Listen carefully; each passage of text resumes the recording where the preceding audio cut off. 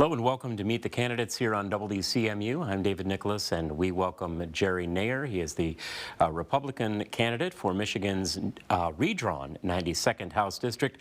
This includes all of Isabella County, 5 townships in Gratiot County that then also encompass the city of Alma, the city of St. Louis, and also Ithaca.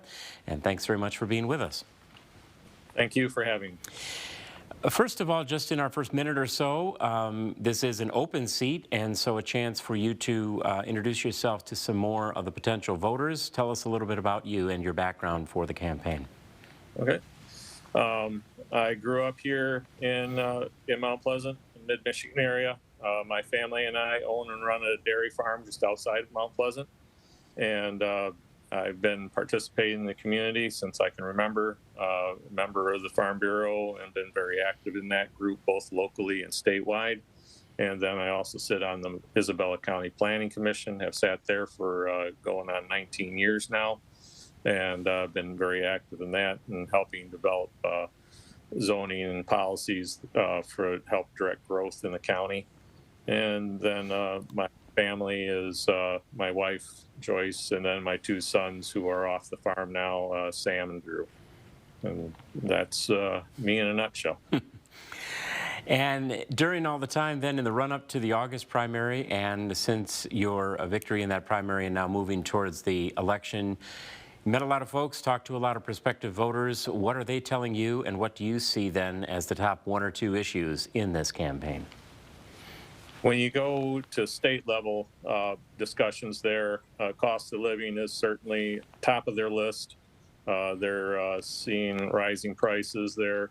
When I'm talking to small business owners, the regulatory environment's definitely a difficult situation to navigate for them. Not only is it time consuming, but it's also costly for them to comply with things that are difficult to meet with because the current environment, the regulatory, is ever changing and doesn't have a whole lot positive effect for the community or for the business community. And then also when I talk to people about education, a lot of top of mind is that the kids want more choice in education, and they're really want to have more opportunity for our kids to have exposure to the skilled trades and apprenticeship programs, whether you're going into electrical or high tech, or whether you're looking at healthcare industries. There's tremendous opportunities there, and the schools aren't doing enough to help direct the kids to those opportunities. Well, let's talk a little bit more about a couple of those. First, you talked about the regulatory structure, what small businesses in particular, which there are many within the district you hope to represent.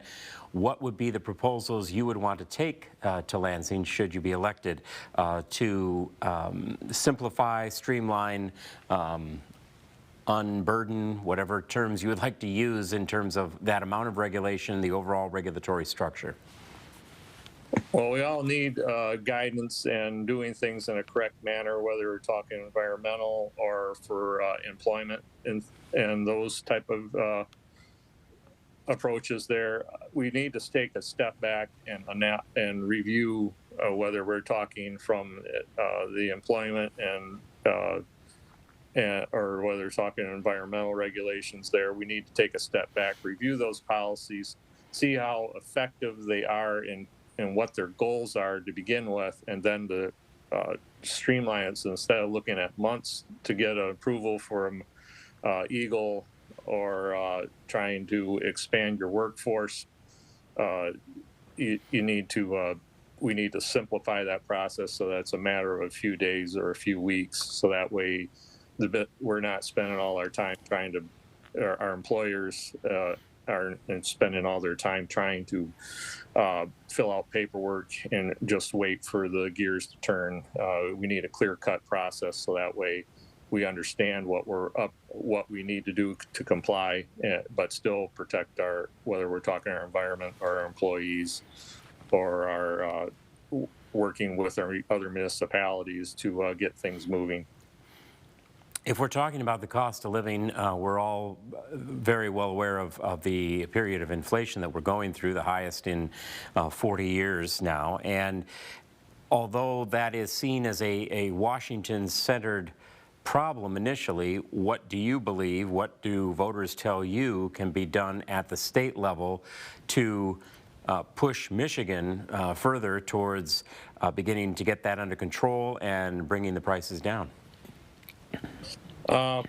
Opening up to let us use our own energy resources the way we see fit in the state, whether we're talking just opening up line 5, the tunnel, and getting that project going so that we can keep our energy costs down, or simply moving the regulations so that way or our transportation is able to move more smoothly, as opposed to us having to comply with what I want to say, having to spend time in the office meeting those standards and trying to get the paperwork filled out. We can put our resources towards our financial resources towards employing our people as opposed to filling out paperwork. It's going to vary from situation to situation, but Michigan just needs to get out of the way, or the state needs to get out of the way to let the employers and the business people expand their opportunities and not have to sit there and go through regulations and filling out paperwork. And it is a very complicated process and obviously a very contentious debate when it comes to Line 5. Are voters telling you that they feel safe with what is being proposed in terms of allowing that line to continue to operate in an environmentally safe way and still provide that supply of energy, or have they expressed any concerns about potential risk with continuing with Line 5? Well, they'd like to see that tunnel completed or started and completed in a timely manner, so that way we can retire the current Line 5. So that way we do have it's old, it still continues to operate safely, but we all recognize that it's got a limited lifespan, and we need to get moving on the tunnel so that way we can replace that Line 5 without causing economic impact on our state and further raising the struggle for affordable energy. When it comes then to the education question that you raised earlier, and you pointed towards people wanting more choice, expanded access to point our young people in the direction of the skilled trades, what is hindering that right now? Is it a lack of the instructors or the programs or facilities within this 92nd district, or the exposure and knowledge that these career possibilities exist for young people? What are voters telling you is right now holding that back? Here in Isabella and Gratiot County, we got a very good geotech center, and it offers a lot of opportunities there.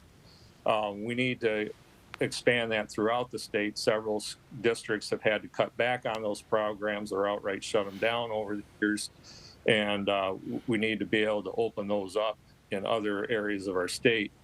At the school level, we need to look at the curriculum requirements to graduate and look at some more flexibility in that curriculum so that allows the students, instead of spending a required two-year math course or something like that, we need to allow that math course to be applied to an electrical or a plumbing or a welding program, and the same thing in the health industry. There, those allow those students to do an internship or a shadowing program where they would learn about chemistry and biology through actual working with nurses and the hospital system. So that way they have exposure to that as opposed to strict biology and chemistry requirements or mathematical requirements. Give the programs, the schools, the flexibility to give kids credit for those trades programs as opposed to making them take those regular required classes And so that way they can graduate or don't have to worry about meeting the requirements to graduate. Do the parents tell you, or I'm assuming then that the parents are telling you they would like to see this, when you talk to educators about these types of things, and whether they are the parents or meeting with schools during the midst of this campaign and so forth, are they willing to look towards these adjustments to have more of a balance between the straight college prep curriculum and also maybe being able to expand some of these options in the skilled trades, including the apprenticeships for healthcare and so forth? Yeah. The parents are willing to work with the schools. The educators that I've talked to so far are very excited about that possibility. But again, the resources are going to need to be sort of turned a little bit, and we're going to have to look to partnering with our business community and our healthcare community to have that happen. The kids need to, you can instruct them in the classroom, but unless the information is relevant, and because the industry, where you're talking healthcare or high tech, is changing so fast, we need to partner with the outside in our community and the business community and the healthcare industry, in order so that way these students are learning relevant information, and that way when they graduate they can hit the ground running and not have to spend a whole bunch more time in a classroom setting to get up to speed. We need to partner with these entities to make it happen. It can't be just a school standalone project. It's got to be a business community project to make it work and be successful.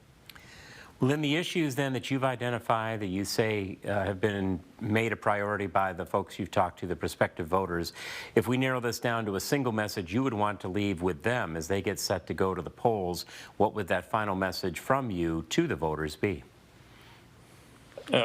This is a job I'm working for my people in the district. I'm not working for a party. I'm not working for Lansing. I'm working to serve my community. And I'll take the cues from my voters and what direction I should go. So when I'm successful in getting this office there, I want to be able to continue to work with the community and make them the priority and get what they want done. And working to serve a party or Lansing, I'm working for my community because I'm coming back here. When I'm done, I live here and I plan to continue living here, and I want to do good for my community. Well, we appreciate your time speaking to the issues, to the voters in the midst of a busy campaign. We wish you the best of luck with the rest of that campaign, and thank you so much for spending the time with us. Thank you. We have been speaking with Jerry Neyer. He is the Republican candidate for the open seat in Michigan's redrawn 92nd House District. For all of us here at Meet the Candidates, I'm David Nicholas. Remember to go out and cast your vote on Tuesday, November 8th. All qualifying candidates were invited to participate in this series. Following the redraw of Michigan House, Michigan Senate, and congressional districts, check with local officials to make sure you are properly registered. Election Day is Tuesday, November 8th.